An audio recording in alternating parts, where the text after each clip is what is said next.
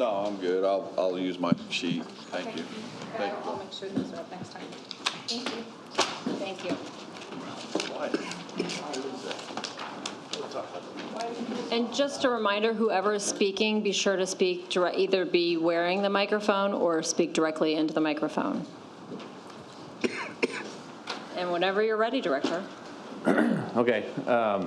Just before we begin, just want to thank my staff for putting the budget together this year. Just a lot of hours going through the iterations.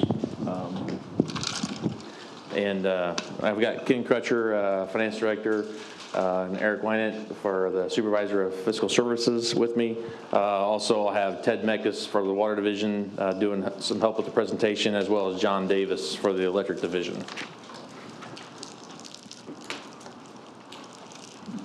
Here is an overview of our departments, just a quick snapshot of what the organization is. Headcount, through the years, the utility has controlled expenses by reducing headcount, and we continue to do that for this next fiscal as well. We've actually reduced our vacancies by 20 at the power plant, and it's really related to the upcoming retirements that would occur. We just don't need to have those vacancies anymore. And another thing to note is our actuals are actually way down because of turnover. We've had a lot of turnover more recently. Our T&D group had 5 engineers that left this past summer, 3 that were high level. Our commercial offices had a lot of turnover. ISD has been impacted pretty hard. And in general, also, it's just retirements. So we're trying to fill 27 positions right now with that. Our demographics for women are at 17.4% and minorities at 12.3%.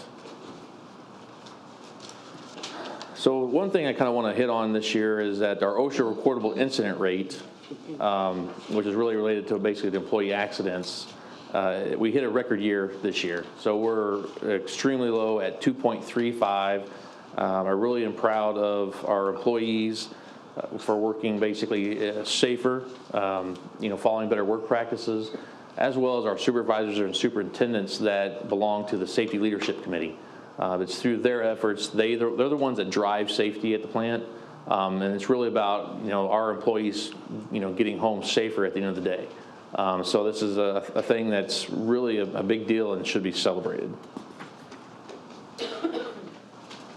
So for other accomplishments, starting with water, we're installing the automated water meters, continuing with water mains, new water services, fire hydrants, valves, surveying water mains for leaks. 911 signs are up around the lake now. The old ones were in poor condition and need to be replaced. It's used for boaters and emergency personnel to provide locations around the lake to make it easier for that, for better, quicker response. Continuing with shoreline stabilization, rip-wrapping basically the shoreline, converted 7 lake lease homes to sanitary, paving some lanes around the lake, and as well as installing the habitat structures for fish in the lake, which you can see a picture of. So the electric division, we're continuing with the LED installations, pole change outs, underground rebuilds, and then our SCADA system upgrade was basically it's our system that controls the electric grid.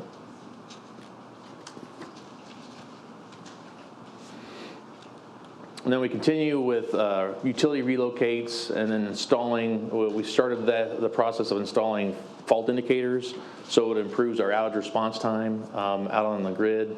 Basically, it helps us identify more precisely where a fault is located at, so we can get there quicker. We're also upgrading our fibers, or we've upgraded our fiber switches, and we're going to continue to do that in the future too. Is basically looking at upgrading our fiber system. So our commercial office, we have basically on average of about 15,000 customer contacts per month. Our online payments are up.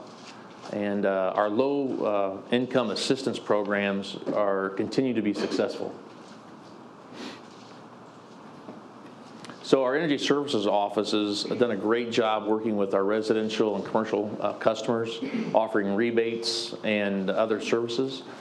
Just as a note too, that our solar farm is 50% subscribed now.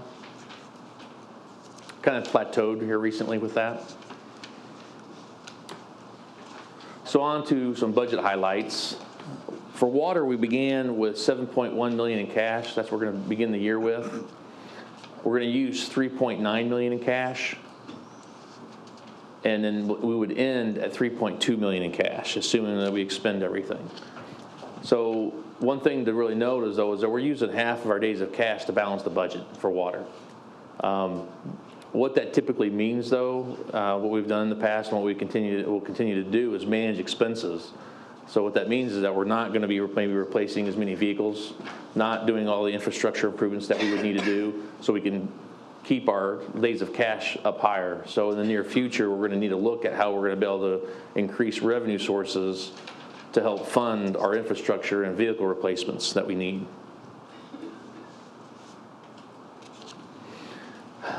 So some further highlights. Our expenses are up $2.5 million. $1 million is for bonded projects, which is our filter addition out the water plant. Another one, and that's from the 2012 bonds. $1 million for lead service lines, and our auxiliary and operating expenses are also up slightly. So for electric, we began with $43.9 million in cash.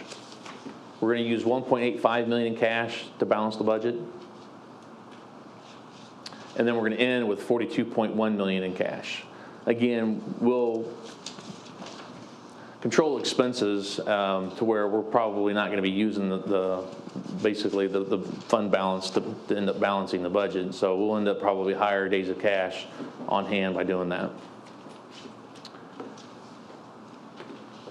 Retail revenues are down, as well as capacity revenues. And again, capacity revenues, I've touched on that before in the past, are down more significantly. It's a higher impact over the last 3 years. They're down $7 million.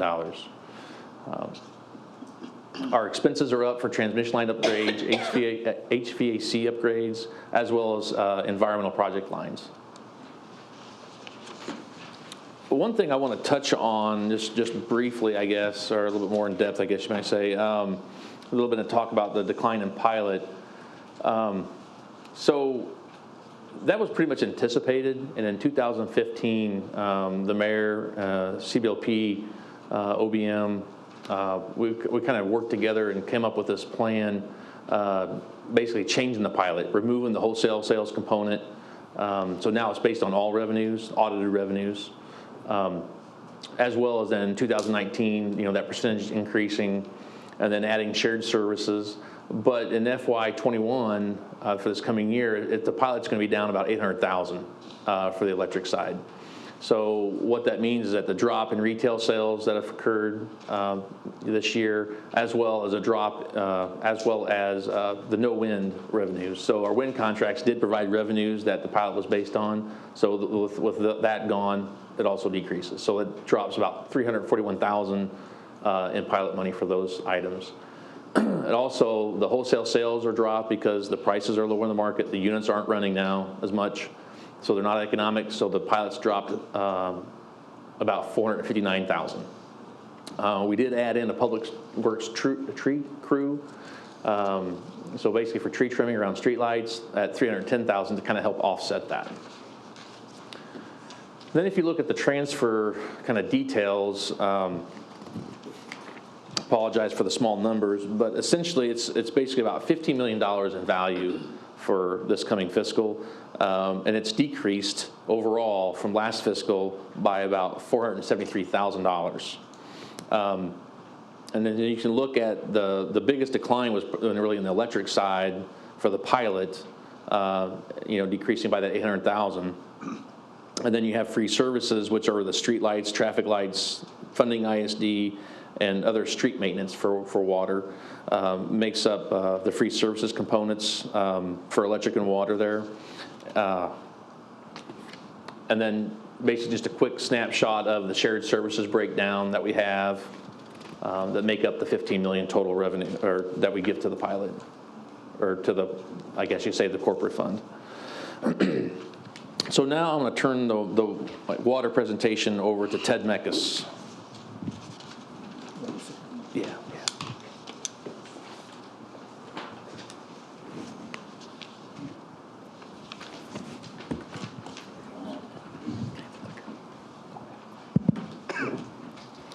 Thank you, Doug. Good evening, Alderman, Mayor. As Doug said, I'm going to talk a little bit about the water fund and what we expect this year as far as revenues, expenses, and projects. You've seen these pie charts before. Basically, just want to show that, capital improvements is one of our big items this year as far as expenses as well as labor or personal services. This is a more detailed view of it, comparing FY20 to FY21. The increase is basically capital improvements, which has to do a lot with that filter upgrade project. Our expenses by category, water distribution is one of our bigger ones. We've had increases about 1% in administrative and general, which is our share of ISD, EH&S, and things like that, as well as lake services. Construction has gone up 1%, and source of supply. How do we get our money? Well, most of it's from retail sales, about 51%. Bond proceeds from our 2012 bonds is another 28%. That will go away in a couple of years, and then retail will be about 70% of our resources. More detailed look again. Again, we're going to come to this a little bit, but water sales is kind of flat. Right here, as you can see, water sales has been flat over the years. Last year was one of our lowest due to the cold, wet summer, which really hurts us because we have a very low customer meter charge. That does not insulate us from these cold, wet summers, and that's something we need to change our next rate increase.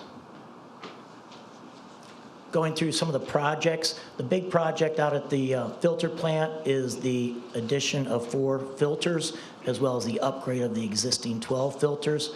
We started in July of 19. We expect to be completed in August of 21.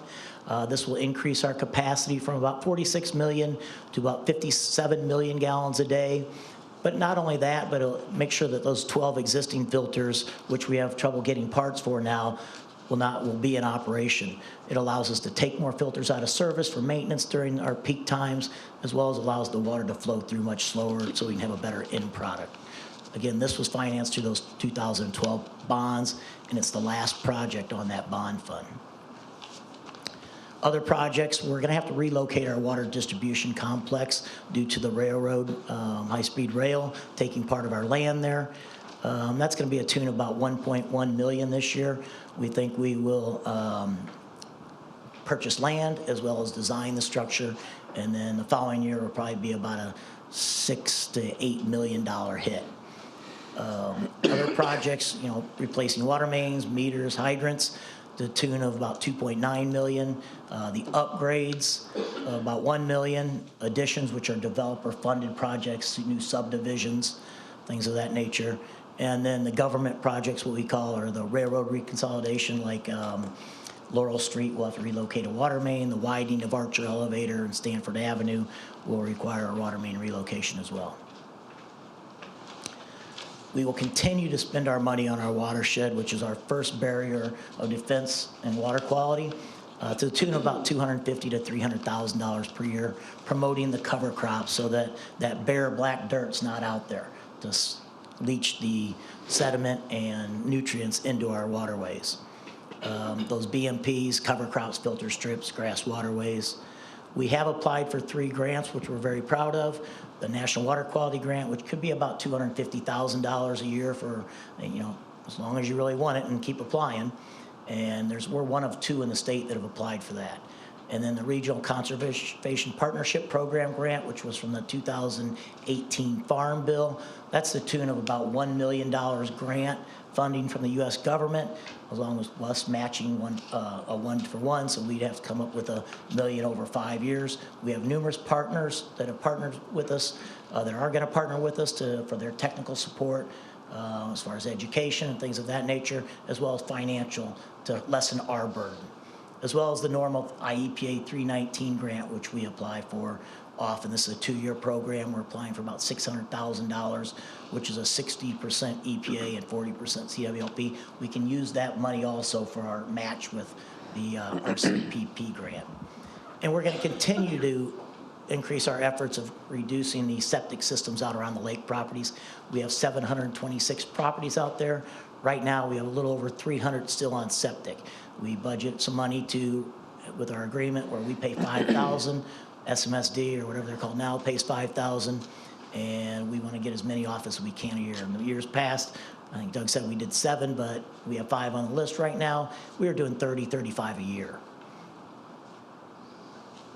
We will continue our automated meter reading upgrades. Currently, we have about 51% of our meters are automated meter reads. We want to do about 3,000 to 3,500 meters a year, to about $400,000. Again, another need for the water department to upgrade this a little quicker. We talked about this Tuesday night, the lead service line replacement program. Hopefully we can get a grant or a loan with 100% loan forgiveness from IEPA to replace lead service lines. Water main replacement programs, we're going to continue that. We have about 25% of our water main are over 75 years old. The average life of a water main is 100 to 125 years. So another project we're getting a little behind on. Supplemental water supply is a project we're looking at. That project's to the tune of $110 to $150 million. We have a substantial amount of money in there in the budget this year, but only $75,000 is non-bond money. So if you don't do the project, you don't even do the bonds. That's for engineering work. And then, as Doug talked about Tuesday night, the lime sludge pond relocation due to the location of them being in the ash ponds, that will come from the environmental fund to the tune of about $10 to $15 million. Vehicles, we have about 87 vehicles in our water fleet. We should be replacing them about every 6 to 7 years. That'd be 12 to 15, 16 vehicles a year. We're replacing 8 this year. Again, we're getting a little behind. These are the ones that we're replacing up there. I'm not going to go through those. With that, I'll turn it over to John, unless you have any questions for me. Or you want to wait till the end? That's fine.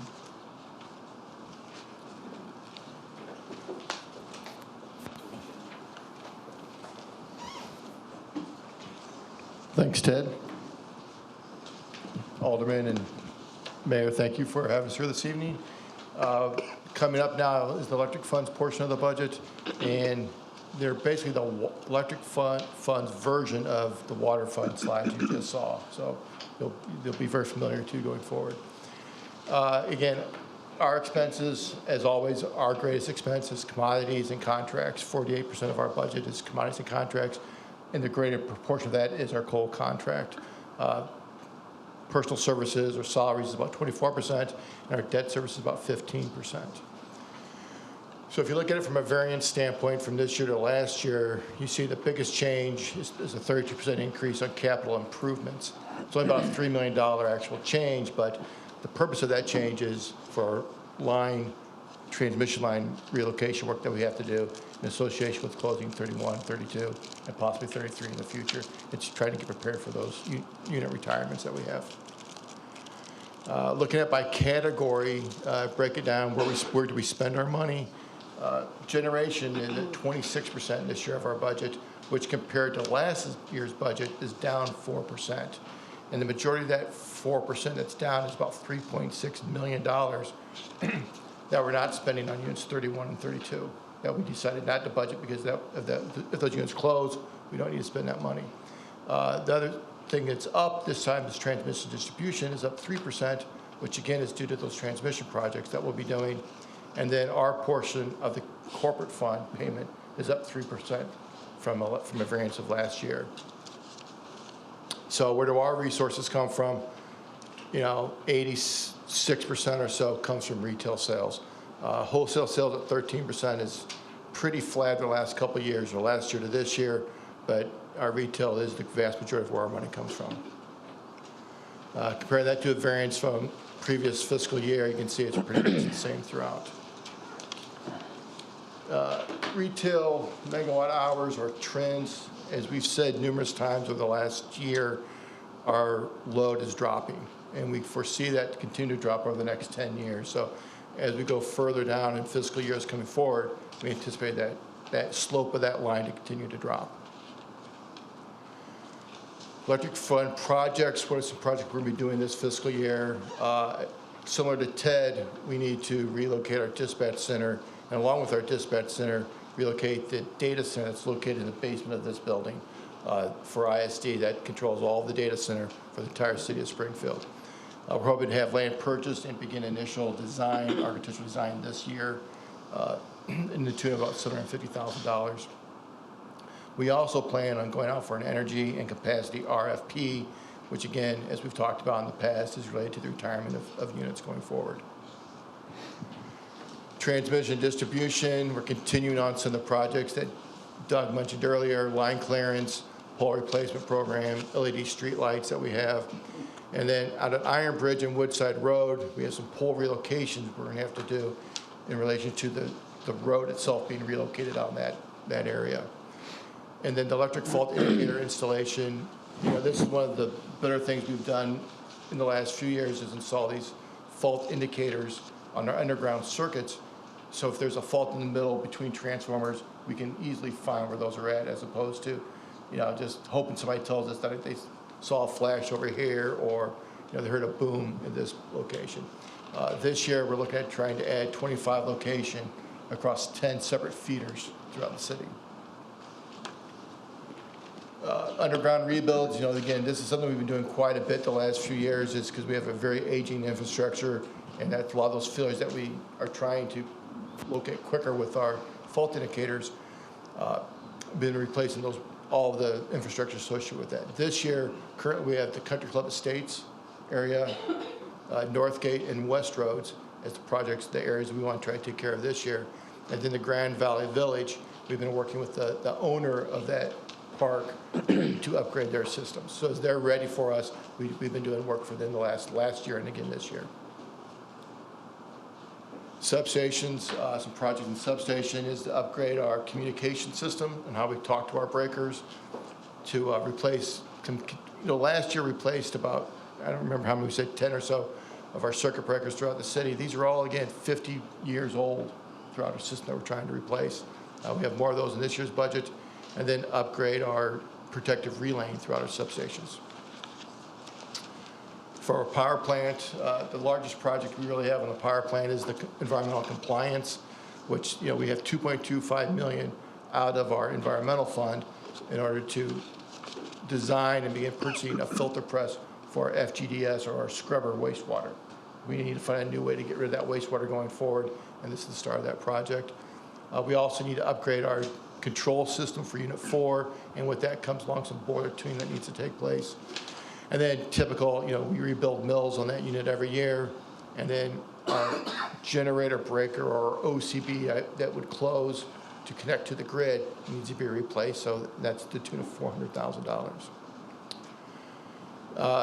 Then the other funds or other projects that we have are associated with the unit retirement. We've talked, ad nauseum on these, our transmission line upgrades, capacitor bank, the heating, the HVAC system modifications we need to make at Dolman. So those are all in this year's budget.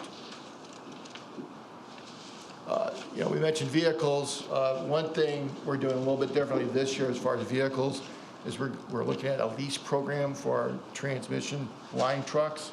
Instead of buying them every 10 to 12 years, actually get a contract where we're going to lease them.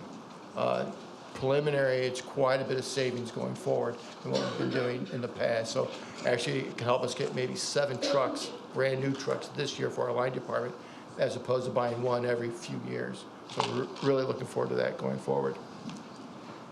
And then finally, on the last slide here is the CWLP share of MISO projects. Again, we've talked about this, I think, for the last 4 or 5 years. There's no cost recovery mechanism for this. This is just a charge MISO gives us in order, as new transmission lines are built throughout the system, our portion of that line, what it's going to cost us. A lot of that's for the socialization of wind, to bring wind from the west to the east. We have to pay for a portion of that. As you can see, it's flat this year, about the same as it was in FY20, but we do anticipate that going forward, increasing more and more. And that is the end of our presentation. Questions? Alderman Donlin. Thank you, Madam Chair. Just a couple of questions. I have a lot more questions that are related to the closing of 3132 and so forth, but I'll save those questions for probably the appropriate Tuesday night when we get into those discussions. So I have one water question, but one electric question. while you're there, John, I thought I'd just ask the electric question. I noticed on page 21 of the slide presentations, it shows the transmission and distribution underground rebuild. Where does, and I apologize for my colleagues, I know we aren't supposed to get into necessarily board-specific projects, but when you and I met last year, we were, a project in Fallingbrook was not on the list. Is that on the list this year? Because you said it would be. I don't see it on the list.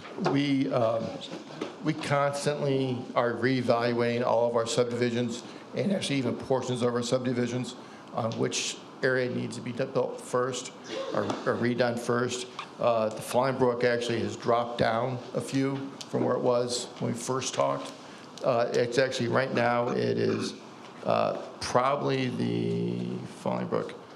It's down to 10th on our list right now of areas that we want to try to address because we've had too many failures in other areas that they've moved up on us. So we're slowly trying to get through this list to get to the ones that are the most problematic for us. I just, again, want to reiterate that it's a high priority. You and I will, if we can have that discussion offline, but I just want a clarification there. Understand. That said, I do have one water question. Mr. Meckes, you mentioned that 700 or land acquisition of $1.1 million for the new water distribution complex is in this year's budget. And then you mentioned, I didn't write down, the next phase is $6 million? 6 to 8 million for the construction of that facility. And what is the timeline for that anticipated improvement? We probably need to be in there by early 2023. So it'd have to be in the FY 20 what budget? 22 budget. So next year's budget, where's that money going to come from? That's a good question. We'll probably have to do bonds. You got to have a source to pay the bonds. Where's the source to pay the bonds? That would have to be a rate increase. So you're proposing a rate increase? Yes.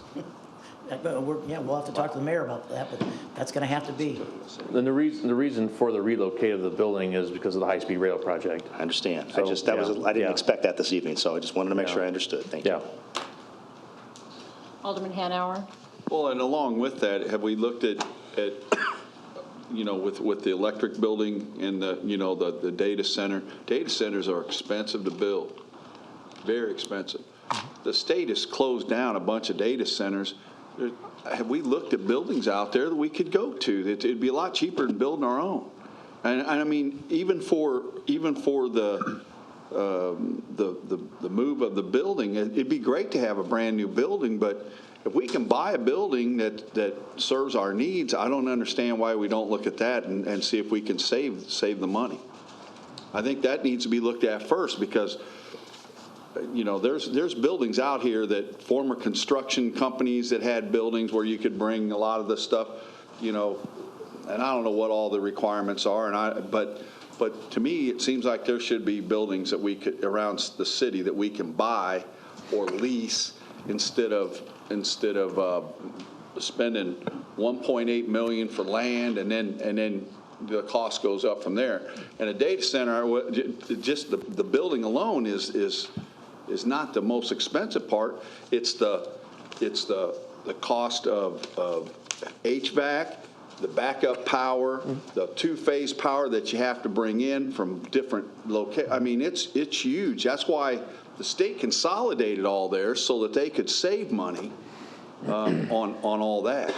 So and we have looked. I mean, we hired a company called R.E. Lamb to do a thorough investigation and looked at over 50 sites inside Springfield on where we could possibly go. Looked at greenfield sites and also buildings that are currently in use that we possibly could purchase.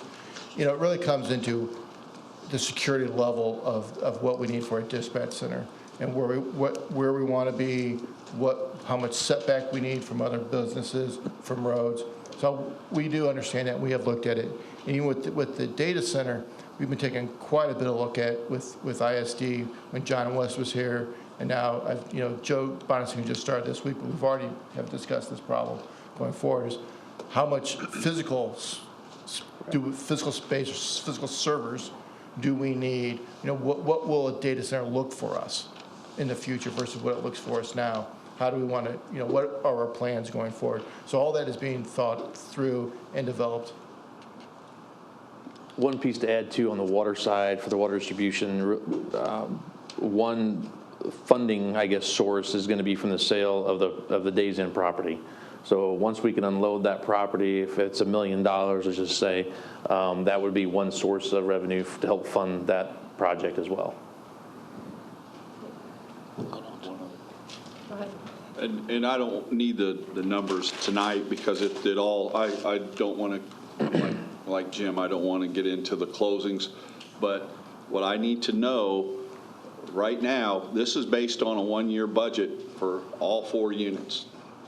What I need to know when you come before us, I guess it's next week, is how's this going to change your budget for this year? Because if we're not spending as much commodities, are we pulling that out?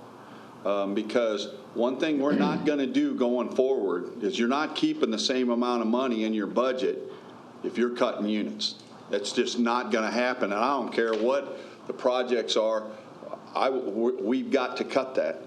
And as you recall, before the budget process started, I asked you guys to start looking at, a breakdown between units and what the units cost, to break them out so that when this came, which I didn't realize it was going to come so fast, but when this came, we would know what it's going to do to your budget and know from where the money's going to be dropped from.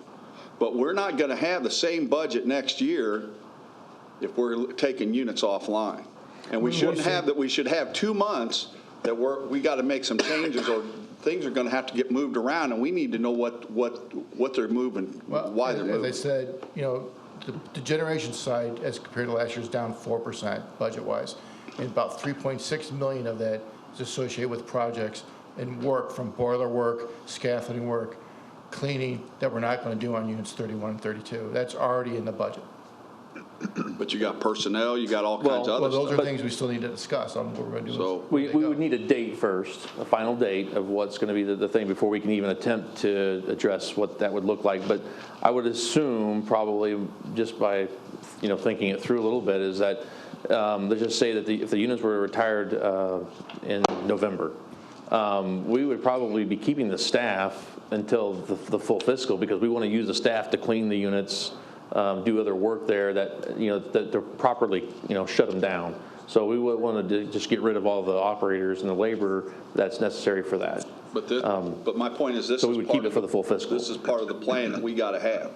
If that's part of the plan, that's fine. But we got to see the numbers decreases too. Well, but again, one of them is $3.6 million, which that was John said in the presentation. And then as far as the variable stuff, if it's coal or chemicals, it's a fuel adjustment cost. So you're not going to drop our bottom line. That's going to our customers. So it's not really going to be advantageous necessary to drop the line because we're not going to spend it if we're not running them. So, and more likely the units aren't going to run anyway. Alderman Redpath? Along with the spending lines, as I went through the budget book and looked at a few things, a couple things jumped off the page at me and bit me on the side of the head, so get ready for this. So on page 5 of the budget book, under office and kitchen furniture, you went from $51,250 to $140,000. Is that you remodeling kitchens, or what are you doing with that?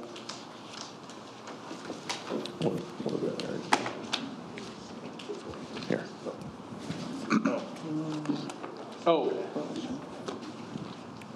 You mean, let's see, Fund 101, Agency 200, 1501?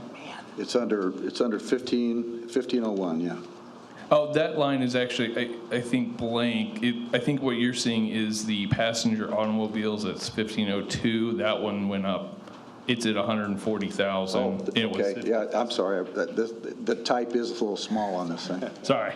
So tell me about that then. Is that, you buying new cars with it? That's the Lake Services vehicles and the water fund share of the security vehicle.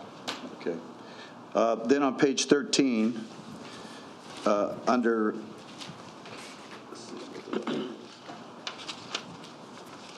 it's under the 1,200. I can't hardly read it, but it's you're paying association dues for $1.3 million. What's that for?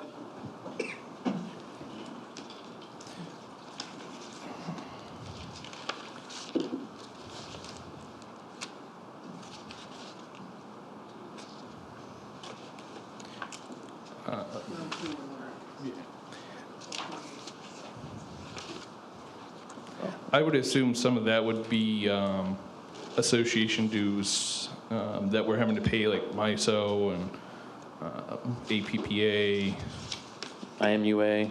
IMUA. Those are all that high? I would say most of that would be the MISO. MISO. Okay. Please check that. These, as I give them to you, I want you to check them. On page 15, your total travel went up 13% from, what was it? Up to $78,000.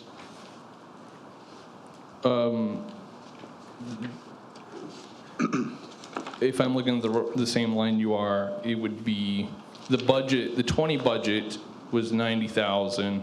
The 21 budget is 78,000 for total travel. Yes. So it went down.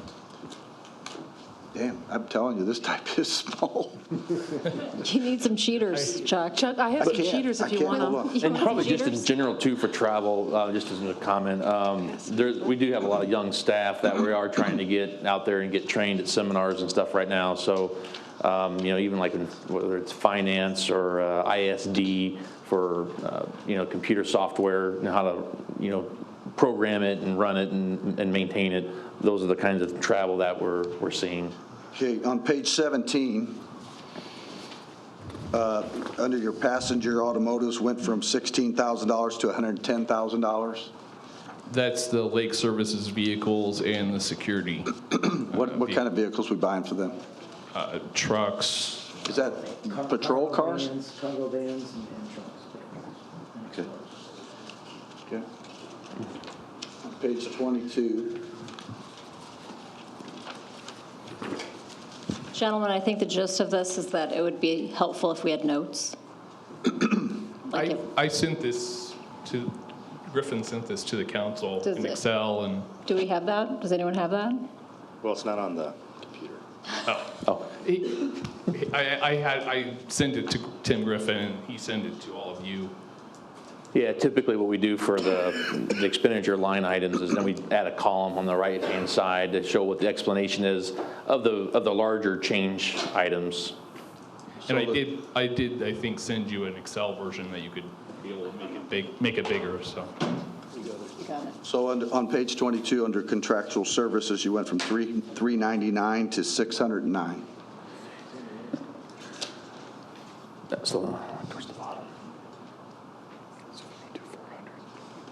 Contractual services, license and fees, it's under Yeah, that 1232. has to do like with the changes in our NPDES permits, air permits, going up. It almost $200,000 up. Do you remember what that is, Deb?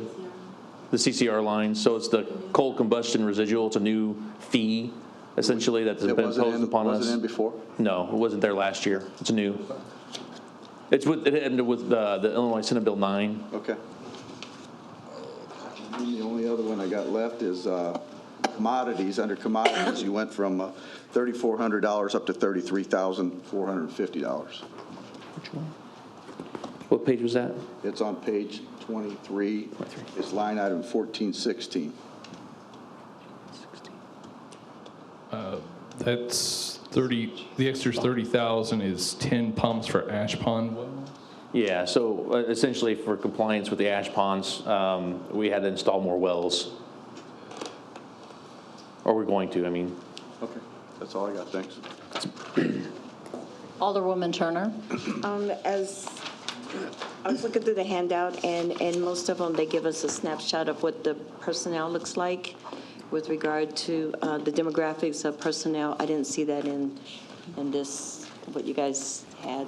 It was on, go back. Page 2. It was on the bottom of the head count slide. Probably like the third slide for you. Page 2. I had Chuck's glasses. So, That is I believe it was like 12.3% for minorities and 17 point something for females. 17.4 for females. oh, okay, thanks, sorry. Alderman Gregory? He'll get there eventually. I just had a quick question for Mr. Ted. On the water, as we're replacing those lines, what help me out, what constitutes someone who would get help who can't afford it? Like, what threshold is That's a good that? question, Alderman. That's something we need to work through. Amen. We have a few matrix that we're using, but we have to work through that. Okay. And then, so if we do get the grant for help with it, do previous customers who may consider themselves low income, who have paid to have it done, will they get some type of help? Will we go back No, they to them? won't. Okay. We're not going backwards. Okay. All right. Anyone else? Alderwoman Conley? Thank you. Ted, following up on Alderman Gregory's question, do we have a map available for residents who may be in low-income areas where we suspect that they may have lead service lines, so that we can do maybe a little outreach to get information to people? We have a map on our website that shows the areas of lead service lines. It does not show the low-income areas. We haven't defined those just yet. We worked with Sangamon County Regional Planning Commission to kind of help us do that, and we weren't real acceptable to that, what they said. So we need to work through that still. Okay. And you'll let us know kind of as an update when we get if we get the grant money, I shouldn't assume, right? Yes, I want to meet with you all, in a couple groups of 2 or 3 to go through it and get your input. Okay, that'd be great. Thank you. And I just have one question that I asked last year as well. Older neighborhoods have older trees, and all of our lines are above ground. I know we're not Fallingbrook. I know we're not number 10, probably not even number 20. But in a major storm, we are always going out. We always lose electricity, even in a minor storm. So, and it always seems to be around a holiday. A lot of that has to do with our line clearance program. We've done a really good job over the last 6 years where we've completed an entire circuit throughout the city, and now we've started back through as our second attempt to go through this. Hopefully we can do it in about 5 years this time. But that is the reason for why we clear lines and why we trim them back as far as we do, and the things that, we want our lines cleared, but then we get beat up for trimming too much at times too. So that all kind of goes hand in hand with that. Overhead lines are not part of that spreadsheet. These are just underground ones where we can't see the line. The nice thing about when a tree falls, we can That's see what we the lines want. down. That's what older neighborhoods want. We would love to be able to do that, but I think the numbers we've talked about before don't even come close to being able to do that for us. Just cut the trees down. One can wish. Yes, Alderwoman Turner. Just to follow up on the conversation about the pipes and, replacement. Since Ward 3 is in one of the oldest parts of the city, I can only imagine that would be a significant part of this program. And I always get concerned when people say that they're putting together the criteria and they're not referencing federal poverty guidelines or any of that kind of thing. So when you put that together before it's finalized, could we please see the metrics and the rationale for that? Absolutely, and that's part of the reason I want to meet with you all in groups, just to go through that, get your input, and then we can hopefully hash that out. Great, thank you. Anyone else? Thank you very much. OBM.